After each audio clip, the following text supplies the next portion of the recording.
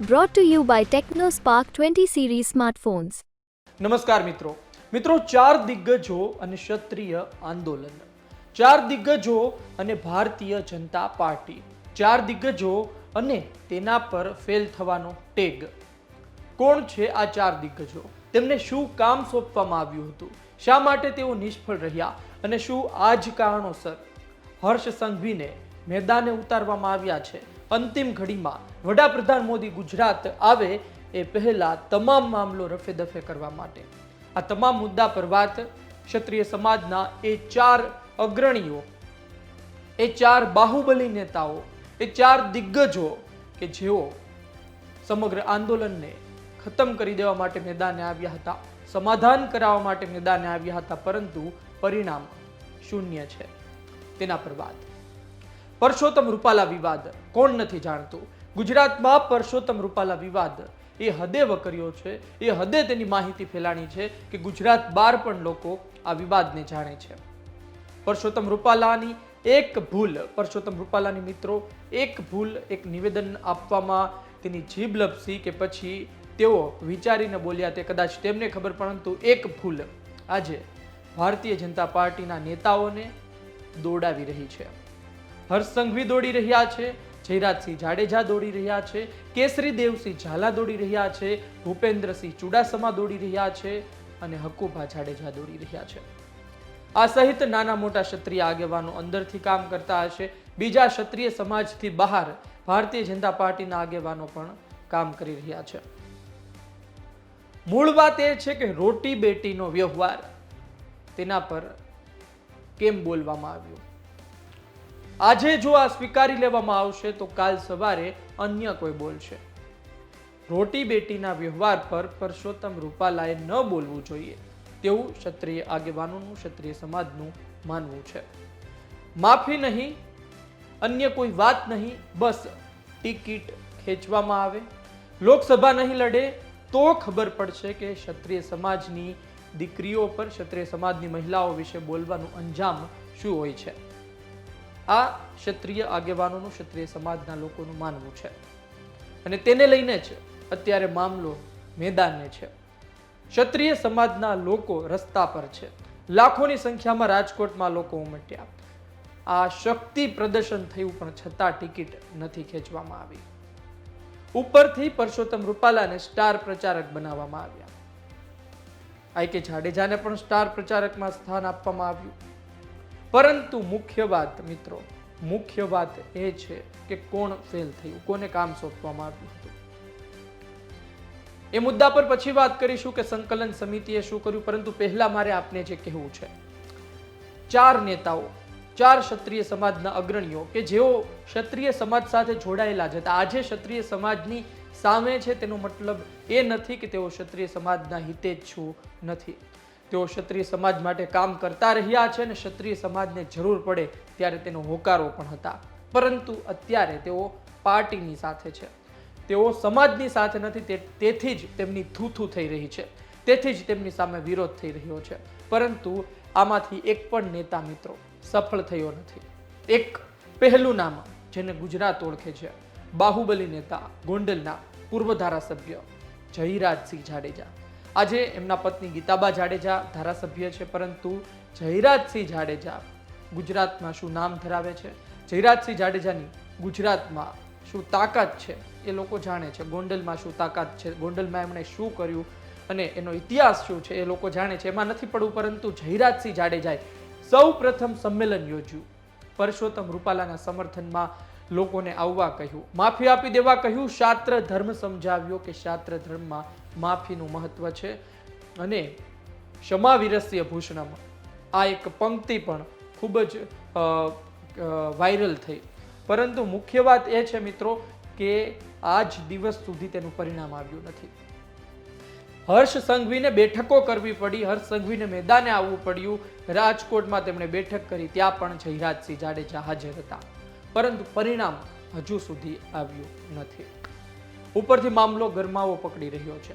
હવે તો વોર્ડ અને તાલુકા સુધી ક્ષત્રિય સંકલન સમિતિના હોદ્દેદારો નિમાઈ ચૂક્યા છે અને તેઓ ભારતીય જનતા પાર્ટીનો જે રીતે સમિતિ કહેશે તે પ્રમાણે વિરોધ કરતા રહેશે. બીજું નામ છે કેસરી દેવસિંહ ઝાલા.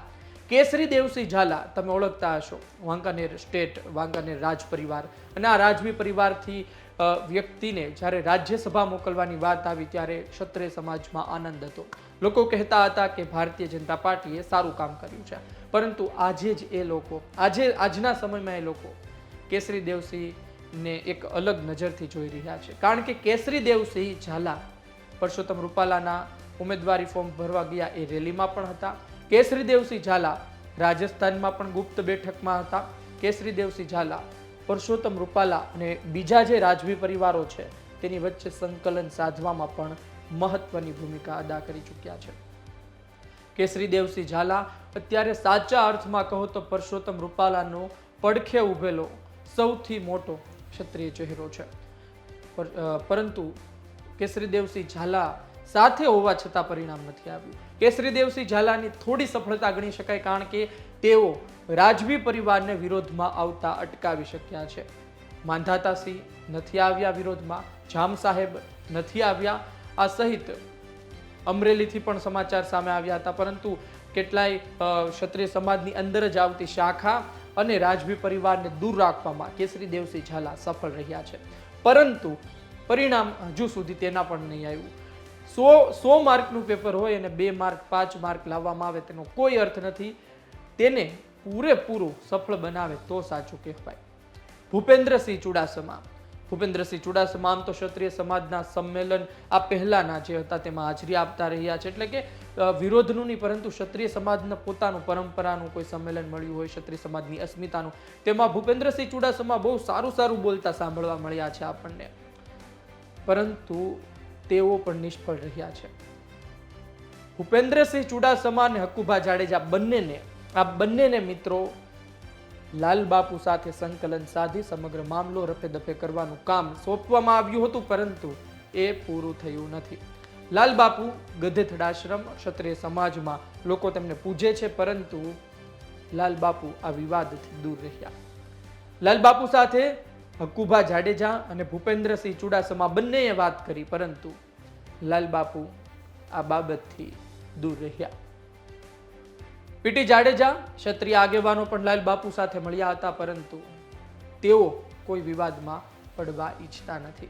તેમને જે કહેવાનું હતું કદાચ તેમણે તે કહી દીધું છે અને તેનું પરિણામ આપણે જોઈ રહ્યા છીએ. કુલ 4 દિગ્ગજો આજ સુધી પરિણામ લાવી શક્યા નથી. હવે આ 4 દિગ્ગજોને આવનાર સમયમાં સમાજનો કઈ રીતે સામનો કરવો પડે એ તો એમને અંદાજ આવી ગયો હશે. આવનાર સમયમાં તેમની મુશ્કેલી તેમના જ સમાજના લોકો કેટલી ઊભી કરે છે એ તો ખબર પડશે સમય આવે ત્યારે. પરંતુ અત્યારે તેમની માટે પાર્ટી મહત્વની છે. અત્યારે તેમની માટે ક્ષત્રિય સમાજમાં જે સમાધાનની વાતો છે તેને આગળ લાવી સમાધાન કરવું તે મહત્વનું છે. આ તમામ બાબતો વચ્ચે હર્ષ સંઘવીને 3 બેઠકો કરવી પડી છે. આમ તો આ બાબતે અમે પહેલા જ આપને કહી દીધું, આ પહેલા જ એક વિડીયો બનાવી દીધો છે, પરંતુ ફરી એક વખત કહી દઉં. રાજકોટ, જામનગર અને ભાવનગર આ 3 જગ્યાએ, આ 3 લોકસભા બેઠકમાં હર્ષ સંઘવીને બેઠક કરવી પડી છે. આ સિવાય અન્ય બેઠકો કરી હોય તો ખબર નહીં, પરંતુ આ બેઠકોમાં ભાજપના જ લોકો હાજર રહ્યા અને વાત કરવામાં આવી કે ભાઈ આનું નિરાકરણ શું. હવે લોકસભા ચૂંટણી નજીક છે તો સ્ટાર પ્રચારકો આવશે અને વડાપ્રધાન મોદી પણ આવશે, પરંતુ આ પહેલા આનો નિવાડો લાવી દેવાનો છે. હર્ષ સંઘવી આને લઈને દોડી રહ્યા છે, કારણ કે જે 4ને કામ સોંપવામાં આવ્યું હતું તેનાથી થયું નથી. કદાચ તેઓ પણ ઈચ્છતા હોય કે જ્યાં સુધી જવાનું છે, એટલે કે આ 4 દિગ્ગજોને ખબર છે કે કઈ હદ સુધી જવાનું છે, તે હદ પાર કરવાની નથી. જો આ વંડી ટપીને બહાર જશું, આ વંડી ટપીને અમે કોઈ રણનીતિ ઘડીશું તો આવનાર સમયમાં સમાજ જ તેની સામે હશે અને તેના સમાજમાં જ તેનો વિરોધ ખૂબ જ વધી શકે છે. આ વિચારી તેઓ રૂકી ગયા છે અને હવે હર્ષ સંઘવી મેદાને છે. નીમુબેન બાંભણિયા, જીતુ વાઘાણી ભાવનગરમાં હાજર રહ્યા, પૂનમબેન માડમ જામનગરમાં હાજર રહ્યા, રાજકોટમાં જયરાજસિંહ જાડેજા હાજર રહ્યા. આ તમામ સ્થિતિ વચ્ચે વડાપ્રધાન મોદીની રાહ જોવામાં આવી રહી છે. બસ વડાપ્રધાન મોદી આવે અને ક્ષત્રિય સમાજના લોકો રજૂઆત કરે. વડાપ્રધાન મોદી સાથે એક વખત રૂબરૂ બેસીને વાત થશે તો કદાચ નિરાકરણ આવી શકે છે. વડાપ્રધાન મોદી રાજકોટમાં સભા કરશે કે જૂનાગઢમાં સભા કરશે તેને લઈને પણ અસમંજસ છે, પરંતુ રાજકીય વિશ્લેષકો કહી રહ્યા છે કે આ વિરોધ છે તેને લંબાવવામાં આવી રહ્યો છે અને આ વિરોધ વડાપ્રધાન આવે ત્યાં સુધી જારી રાખવામાં આવશે. એ વાત કન્ફર્મ થઈ ચૂકી છે.